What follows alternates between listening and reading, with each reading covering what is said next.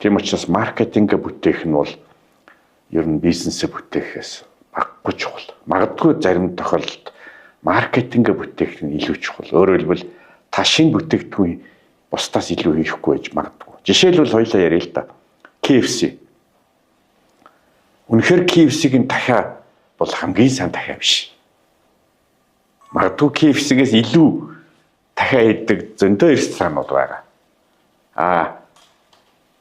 Ганцхан тэрийг зах зээл түргэж байгаа арга нь KFC-ийнх илүү байхгүй.